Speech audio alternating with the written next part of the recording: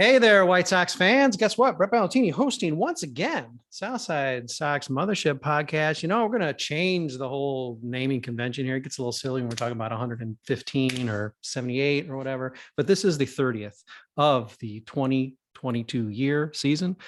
So welcome. Thanks. Maybe you've joined us for all 30. If so, you get a coupon for something.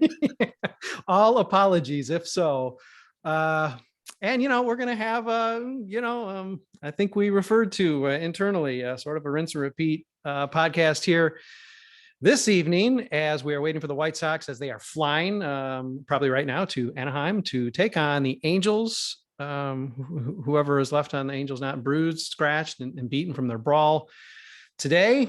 And then the Giants. It does not get any easier. We keep hearing about the easy schedule. It has not come yet. We got at least a week of rougher schedule for the White Sox before things get better. And by then, hey, it may be too late. So let's kick it off that way. I've got Chrystal O'Keefe and Trooper Galactus with me on this podcast, at least to kick it all off.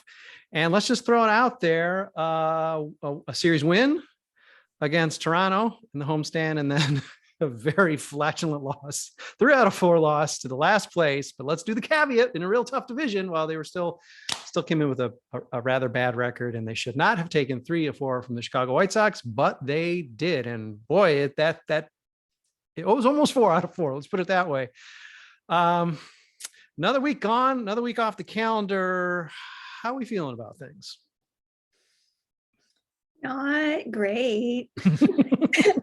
I mean, the Angels are really struggling, but I don't see them pulling off a single win because I highly doubt Mike Trout or Shohei Ohtani managed to get into that brawl today. Nah. Because they're smart. Yeah. And I mean, I don't think we're actually going to face Carlos Rodon for that next series, but man, they're going to kick our asses. So, and being at 2 games last week and covering like 1 million this past week, I don't feel good. And showing up for the podcast, Chrystal.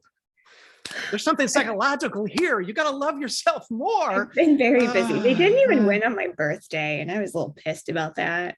Yeah, really, at the very least. I mean, I'm sure like even in some random year like 2019 or something, or 18, they won on your birthday. I mean, it just sort of works out that way, but not this year. Yeah.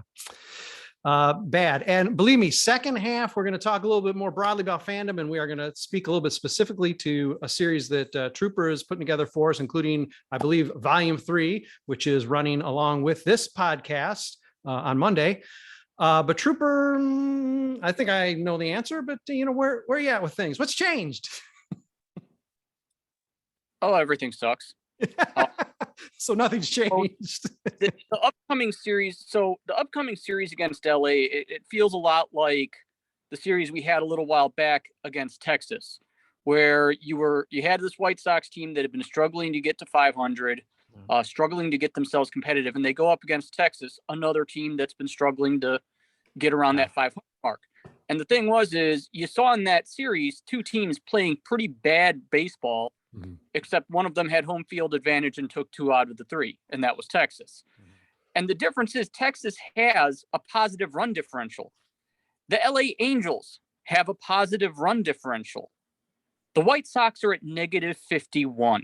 Yes, they are. This team is not even at 500, and they feel lucky to even be as close as they are. Like, we keep talking about, people got to get healthy, or which is not going to happen. Moves that could be made at the deadline. There aren't very many that I can think of. I mean, maybe we'll be surprised, but I don't even know if it's worth investing any resources in trying to make a winner out of this. Because what you've seen is, quite frankly, a bad brand of baseball that is poorly led, poorly managed, with the general manager that has failed utterly in his task to improve this team over from one season to the next. And I don't know that there's they've kind of dug their grave already for this season, just with the off season they had. I mean, they added a series of negative value players in the off season. where like it's not even how much money they spent, it's that they use that money to bring in guys who are actively hurting their chances to. Yeah. And I don't know that they can recover from that, especially given how deeply they went in financially this season. Yeah. And with her unique and serious and stalwart preparation for this podcast, we welcome in also Jacki Krestel. It's good vibes. Jacki, welcome. You covered today. You're catching roughly, I'd say on average, a couple of games a week. So you're close to this and probably watching very often when not covering for Side Sox. The question initially here is just another week off the schedule, pretty much treading water. If that, what are you thinking about this team? How are you feeling about it? It ebbs and flows what I feel, but today I just feel kind of like, you know what, it is what it is. If I keep sitting around and hoping for the team that I thought was going to be here this year to show up, I'm just going to end up disappointed. Mm-hmm. So for today, I'm, we're going to be a third place team. Mm-hmm. So I'm in the acceptance mode. Yeah. Right now, but talk to me tomorrow. I'll be very upset. Yeah, very late and very upset. All right, let me break in with some numbers because that's what I like to do. And Joe's not here to fact check me. So I ran these numbers yesterday, and that was before one more win. So the numbers are actually better. We're talking a lot about how the schedule is going to get easier and how that's going to help the White Sox. Now, granted, the White Sox are still, you can still see first place. They're not getting any closer to it, but you can still see it. Right now, the team is, what the heck is it? 34-37. They are 16-23 against winning teams. Teams that were winning, had winning records, have winning records right now. 18-14 now against losing teams. Not great. If the White Sox played only against losing teams the rest of the season, applied that winning percentage to every game the rest of the season, which is 91 games, they would finish with 85 wins. That's if they played losing teams every game the rest of the year. And I know this is like stupid stat. This is very broad, dumb numbers, but hey, let's play with them. 85 wins if they played against no winning teams the rest of the year. Well, they have 39 more games against winning teams. So if you break it down based on their record against winning teams and their record against losing teams, which ain't great, the White Sox will end up as a 79-83 team this year. Now, granted, things can change. They can get better. They can pick it up. But just if we look at it and we keep saying, well, the schedule's going to get easier, things are going to get better, guys are going to get healthier, but then other ones break. Right now, unless something, there's a serious uptick. This is a 79 win team. This is how they're playing right now. I know run differential would indicate about 10 games worse. Scary. So it actually, they have to continue to be lucky the rest of the season, which is, that's a stretch. So it's not set up where it's like, the White Sox are going to still just stumble or fall back into 90 wins and a division win, because looking up, as Jacki pointed out, in third place, maybe if it was just Minnesota and Cleveland was way back tanking the season, maybe you'd say, all right, there's a chance just head to head. There's a little bit easier chance to catch one team. Leaping ahead of two, the way the White Sox are playing is going to be a monumental challenge. So the question here to the panel before we get to our break is, how do we see that possibly happening? We know Trooper brought out the fact that the offseason was terrible, and these are negative players. We got Josh Harrison in left field, for God's sake. We got a variety of first basemen playing everywhere on the diamond, probably including pitching this year. Clearly, things have not gone very well, almost to the halfway point, including injuries. What sort of things can you envision clicking for this team that could put them into, let's say, at least that 85 win level, where maybe that gets you the division in the Central? Probably not. But what can click for this team besides just a miracle to see them play better, to actually get in position and make up what amounts to being half a game a week? Still, they're not that far back. What can click, not what you hope will click or what you think will click. What can click for this team that's not happening right now to make a difference? I think the only thing that will help them out is if they fire a bunch of coaching staff, because you have nothing. You have terrible hitting. You have a terrible manager. You have a terrible third base coach. Honestly, their first base coach should just be gone too, because he's a scummy human. You have nothing. Like there's nothing good about maybe Ethan Katz. occasionally. Maybe. And that's questionable. It is how more and Lucas more has been playing. I mean, I know the spider tack ban really affected Lucas. That's very clear. But they have nothing working out in their favor. So I think the only way anything will click is if they come back and they start doing some yoga in the outfield to stretch, because everyone is getting hurt every single day. I feel like it's someone new, and we have absolutely nothing in the farm. So fire everyone. So the shorthand here is Crystal's answer, if I can read between the lines here, is nothing. Nothing really is going to happen this year for the White Sox to actually, and let's face it, it's going to have to be first place. I know we can calculate where we're at in the wild card, which is like 8,000 games back. But I mean, hey, it's still theoretically there's 3 wild cards, but that's not realistic from the Central. To win this division, really nothing's going to happen, because Lord knows guys are not going to be, nobody's going to be fired. And if so, it's going to come too late, or some sort of weird, some weird resignation, some cloud of mystery. And that's going to be a whole controversy to have to focus on instead of the gameplay on the diamond. Jackie Trooper, thoughts on what can happen to actually put the White Sox in first place and get them into the playoffs?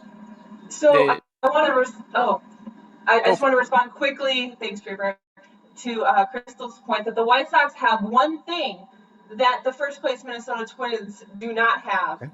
And that is a pitching coach. So maybe that's the one thing that's going to help kind of pull us,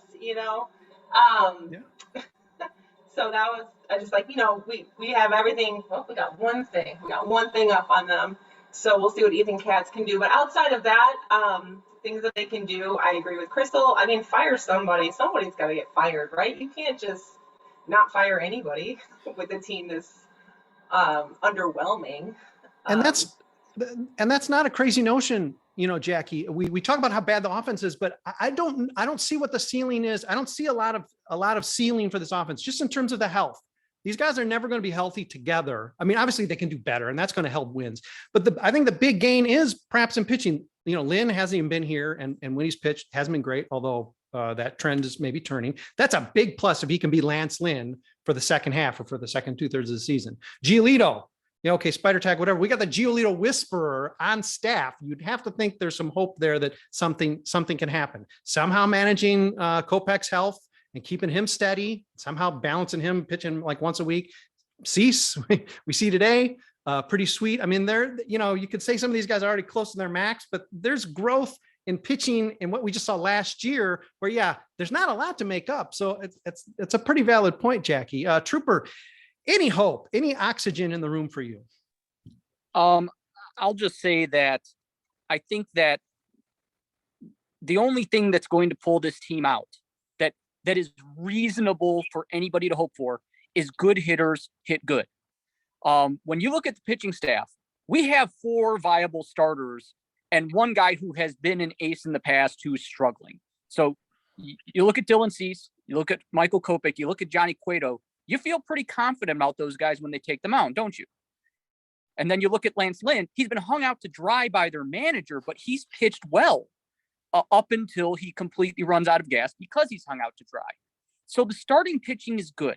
The bullpen has been mismanaged, but there's still talent in the bullpen that I think that most of us feel good about holding a lead, or at least enough arms in there to hold a lead should we need it.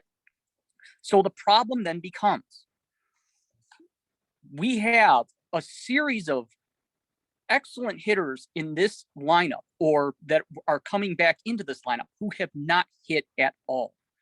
Yasmani Grandal has been terrible, and maybe he's been playing hurt. I don't know. I don't know if he'll be able to get healthy this year, but you can't have a 531 OPS out of Yasmani Grandal. Luis Robert, we expected to be in contention for an MVP. He has been good this year. He has not been a star player. He currently has a 758 OPS. That's good. That is not great. That is not the guy you want in the top 3 of your lineup. Jose Abreu's been good. Again, not great. There's nobody really carrying this lineup.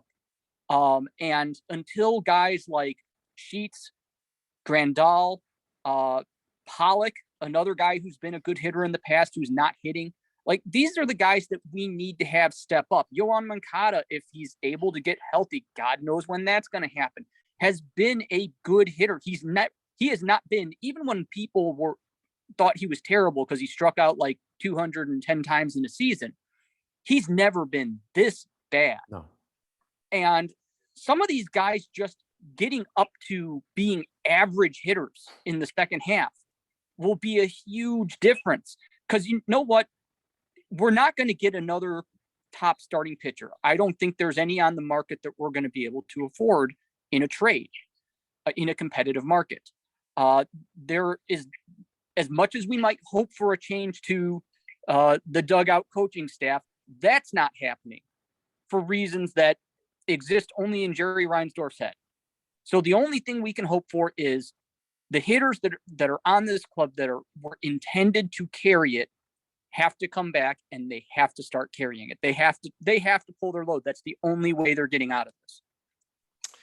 Interesting to see if they can. There's not been a lot to gather confidence for based on what is almost the first half of this season. Let's take a quick break. We're going to speak a little more broadly about the Chicago White Sox in a fun segment we like to call the rinse and repeat state of White Sox fandom. We'll be back to address that for the brief second half of our show here in just a minute. Stick with us. White Sox fans, it is the Unnamed Number podcast. We're changing our naming convention. It's the 30th of 2022. Welcome. My name is Brett Ballantini. I'm very lucky to be hosting this podcast with you, along with three of my very closest friends, Trooper Galactus from Parts Unknown, Indianapolis field office stalwart, and worker of 22% of all of our White Sox coverage so far this year. Oh yes, send the condolence cards and care of me at Southside Sox. I will pass them on to Chrystal O'Keefe in the field office. And from, again, Parts Unknown, Jacki Krestel is joining us, and we are very lucky to have her getting some insights about the White Sox because she's been doing a ton of coverage for us as well this year. Let's broaden this out, team. We continue to get some interesting feedback from the White Sox themselves. And it just seems, I suppose maybe it's a tedious topic, but it's astounding to me that the White Sox are so bad. The treatment of their fans is unique. There's probably worse out there, but the White Sox consistently manage to underserve in various ways fans. And, the way that we see it most often now comes via Twitter and Steve Stone and his fan scolding. But we've got in the past with Rick Hahn. I mean, God bless Rick Hahn for stepping out and deciding to call out fans and say that we're rooting for the White Sox to fail before they even got any success going. I imagine his sentiments are similar now. He's just smart enough not to be on Twitter or on radio shows spouting it. But I guess just a broad topic. It's not one that we haven't addressed in the past. It seems like we're almost doing it on a weekly basis. But what's the feeling being a White Sox fan and sort of feeling like this is like some kind of like a war of attrition? You got to like fight through a lot of extra stuff. It's been a tough enough season. We all want this team to do well. And we were conned last year because it was a 93-win season. It ended up pretty poorly and sort of flat tire. But man, that was better than I thought it was going to be. And I thought, man, we are really good. This is very unique as a White Sox fan. This is quite a treat. And boy, that rubber band has really snapped this year and has bounced back and really bit us in the ass so far for almost half a season. How you feeling about being a White Sox fan? You know what? I am just enjoying the ride.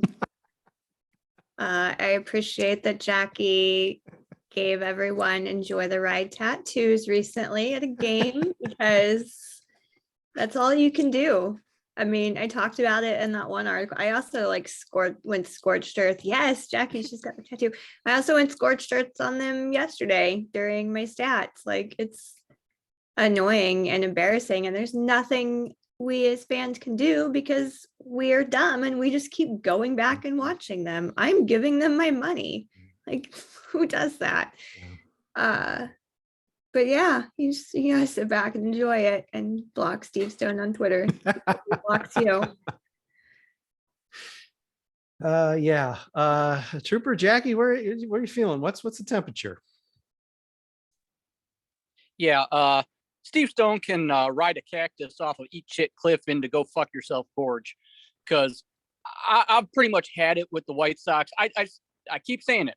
White Sox, especially Rick Hahn, bad at messaging. And now it's just Yeah. seems like instead of Rick Hahn being the messenger, they're just using Steve Stone to be the messenger to tell anybody who's dissatisfied with their shitty product that they can just, go off and do something else, and all the true fans can stick around. Well, guess what? None of the true fans are sticking around. Take yesterday. Yesterday was a game I had marked on my calendar. I had to work, but I had marked on my calendar as a day I was going to take off to go to the White Sox game because I wanted that awesome Aloy and Pantera bobblehead. That thing was cool. It was great. It was really clever. It was fun. And at the beginning of the season, I was thinking this is going to be a fun season, and that's going to be a fun game to go to. It's a Saturday game. It's going to be in the summer. And guess what? The weather was bright. They had a great giveaway. And what happened? Not even 30,000 fans showed up to that game. The weather was perfect. They had a giveaway of an excellent little nugget. And not even 30,000 people showed up. And you know why not even 30,000 people showed up? Because nobody wants to watch this horse shit. And if they think that the White Sox seem to think that's the fans' fault, they need to look in the fucking mirror. It's their own goddamn fault. Nobody wants to watch them. Because you know what? Nobody wants to watch a team lose 3 of 4 to the fucking Orioles at home. This team is right now, and this is another one of those things where people just create this false hope in their mind where they say, well, yeah, they're not playing well at home, but they're above 5 on the road. So, hey, once they start picking things up at home, it'll be all good. Okay, guess what? Look at the 2 teams ahead of them in the standings. Both of them have above 500 records away from home. You know what else they have? Above 500 records at their home parks. There's not really a whole lot to root for there. It is miserable watching White Sox baseball. And who wants to spend money on that?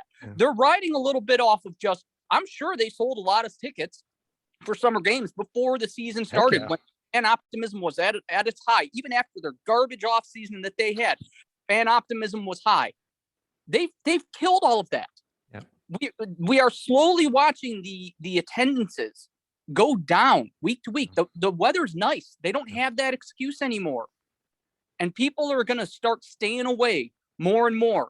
And this is going to start looking like, when we get to August, September, if they're still playing like this, it's going to look like 2011 again. I had a season ticket package in 2011, and I literally could not give away the tickets to the September games because nobody wanted to watch. Trooper, you were all in. You were all in. Nice. All in. Season close to my heart. Here's the funny thing. The messaging then, I think we mentioned internally, Ken Williams and his fan shaming, in the past, going back probably to the turn of the century, honestly, but certainly close to those the all-in era. That almost seemed to be still somewhat of an anomaly. Now it seems to be baked into the mix, beating up the fans. And yes, right now it's Steve Stone, as he's the hitman, but now this is it's not a bug. This is a function of their messaging. How in the world can you do that? Particularly when you don't have a winning product on the field. Jackie, your temperature. Brett, the world is on fire. Yes. So I Fair. if Steve Stone wants to be a dick on Twitter, he can be a dick on Twitter. I hope he doesn't hear this because I think I'm the only one on this podcast that is not blocked. Don't block me, Steve. I want to see your bullshit. Oh, it's coming. Don't tag me in that, Brett. Don't you wish that evil on me? No, I will not. All right. The world's on fire. Steve Stone can be a dig. It is the smugness gets to me. You're a third place team who doesn't think your shit stinks. It does.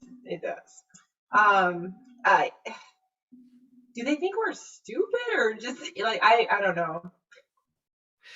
Brett, I'm over it. There is a level of disrespect, and of course, it goes without saying. These are this whole podcast is relative to everything going on in the context of this planet. So yes, let's make sure we could issue that caveat at the top of every show for sure. Given that my tenure here has been during a climate in this country that, boy, I never thought I would live to see, and it's not getting better. But anyhow, that's an entirely different podcast. We are still addressing the White Sox. And yeah, it's just strange that this seems to be like a function now. I mean, Hahn almost seemed to be like spoiling for a fight there at Reggie's a couple of years ago. And then I guess cooler heads prevailed, or he actually answered the phone when Brick Boyer called him and said, oh, okay, I shouldn't do that. Because boy, I tell you, Steve Stone is not, that's where the old man technology thing happens, where it's like, oh, I don't know how to answer my phone. I didn't get that email, because boy, he just does not stop. And I know it's stupid, we're talking about getting an announcer, but at the same time, he's a great analyst. He's a guy who came respected. He came over from the crosstown rival. It was like a thing to sort of be psyched about. God, Lord knows if Len Casper started doing that, we'd be just as ticked. I mean, granted, he's a little less old manish and he didn't play. Steve Stone's got that, hey, I was in the locker room, I know what's going through those guys' heads. It's just, my goodness. Okay, Steve, I never played in the major leagues. I think I can still talk about what I see and what's going on. I followed the game for a long time. I watched you. Brett, remember the last time that Steve openly challenged a veteran manager on a team that was underperforming expectations? He got fired. As I recall, Kent Merker called him in the booth to give him a few choice words. So yes, and maybe that's the lesson that he took from it. I don't know. Sure. And Tony La Russa and Jim Leland came after Jimmy Pearsall because of the criticism when Tony La Russa was 18 years old as a manager of the White Sox. So yeah, sure. But there's also a difference between like burying your teeth on the team that you're analyzing and whatever he's doing now. It would be nice to see something in the middle there. Would probably make us as fans feel just a little bit better about the whole viewing and engaging experience. Other thoughts on? They're acting pretty tough. Sure, I was just going to say they're acting pretty tough for a team that's canceled Sox Fest 2 years in a row. And I'm just joking. I know pandemic, and that's fine. I was just making a joke. Yeah, but still valid point. There could have been some outreach. I mean, they did that cool stuff in spring training. They did those, I don't know if they're Zoom things or YouTube things or something where they're doing stuff like we're doing right now, talking with players. I mean, there could be some outreach. It would be limited contact. They'd be able to, decide which questions they want to ask rather than have somebody walk up to the microphone and lay into Rick Hahn, maybe name Trooper Galactus or maybe not. So sure, safe, but there could be something that you're doing rather than just, like we don't even care. Again, the idea that there's nothing to generate excitement, Trooper brought out a lot about how the team performance is affecting what our response is, but certainly that's part of it. We can silo that. And even disappointing, if we're not being insulted on top of it, there might be a little bit different vibe, or at least we'd be complaining about different things. We'd just be focusing on Yasmani Grandal instead of all this other bizarre messaging. And then the stuff you get from Tony La Russa himself, it's just sort of crazy. It really is off the rails. And it's not something even under a Tony La Russa team I necessarily anticipate. And you certainly wouldn't think that Steve Stone would be like on the train there. He has his moments, even in the analyst chair where he's willing to criticize. But boy, when it comes to messaging fans, he just doesn't care. It's very strange. I'm going to personally buy Troopers tickets the next Sox Fest so that I can see him do all that on purpose. Okay. Yeah, I was at Sox Fest 2017. I was literally the person who asked Hahn about when they completed the rebuild, if they were going to spend money, because, this team was one of the few in the league that still has not given out a 9-figure contract. And he stopped me dead cold while I was asking and said, the answer is yes. There's no magic. He said, this is where these lines came from that have been oft quoted. Yes. They literally came from a question I asked at 2017 Sox Fest. So the line about the money will be spent, there's no magical upper limit. Those were things he directly told me in front of a crowd at Sox Fest. And people applauded. They were all like, yay, things have finally changed. Here we are 5 years later. We still haven't given out a 9-figure contract. I was just going to say, Trooper, do we have that 9-figure yet? Jesus, and 5 years later. Yeah, and all of the stuff that he said, that they were going to be players, that there's no magic. There's like, there's no magical upper limit. And then what happens? They give a low ball offer to Manny Machado. Somebody else gives him exactly what he's been asking for. And what does Kenny Williams say? Oh, well, we couldn't go to that $300 million level. Oh, so what you're saying is there was a magical upper limit. Oh, well, gosh. Well, remember, Ken Williams also insisted that their offer was the best offer through some weird new math that I never learned. These assholes complain about, well, if we had our druthers. You know what? Real fucking teams go out and get their druthers, okay? Yeah. They believe in ghosts. They believe in the supernatural or something. Something is controlling them. Somebody is controlling them from by remote, I guess. Chrystal, you're probably only covering 6 or 7 of the games in this upcoming week. Feeling all right about it? I mean, again, is it really just an enjoy the ride for you at this point, as much as you can? Well, I mean, Jackie made a good point earlier. The world is on fire, and there are much bigger things that I can stress out about than this team. They can't hurt me anymore. But I want to end this on a positive note, because I want to talk about all the things that Liam Hendriks is doing for the girls and the gays and all that out there right now. You know, he's the leader of Pride. He took the first pitch on Pride Night when I was there, which, you know, he gave out, like, they made these really cool flags. Yes. South Florida Society. We saw the Power Hour flashing them in a photo. So awesome. There was. Like, he's doing everything he can for, you know, that community. And then he was like one of the, I think now 4 athletes that have came out and said, you know, the Supreme Court is full of a bunch of idiots, and, like, you know, people should have the right to choose what they do over their body. And he just kind of ripped them a new one on, you know, 670. Yeah. So good for him, because he's the kind of person that baseball needs more of. Just outspoken, smart, doing the right thing, versus that one Cubs person that just got DFA'd today, like deleting his Twitter account because people were calling him out over, like, abortion rights and his backwards philosophies. So, you know, I want to share my love of Liam Hendriks, because he's a good dude, and we need that while this world is burning and rights are being stripped from us. And that's everybody. That's not just women. That's anybody capable of carrying a baby, anybody that's trying to get IVF. Like, it's all going to be a million times harder now. So good for him for speaking out on these issues that affect people that aren't just cis white dudes. Yeah.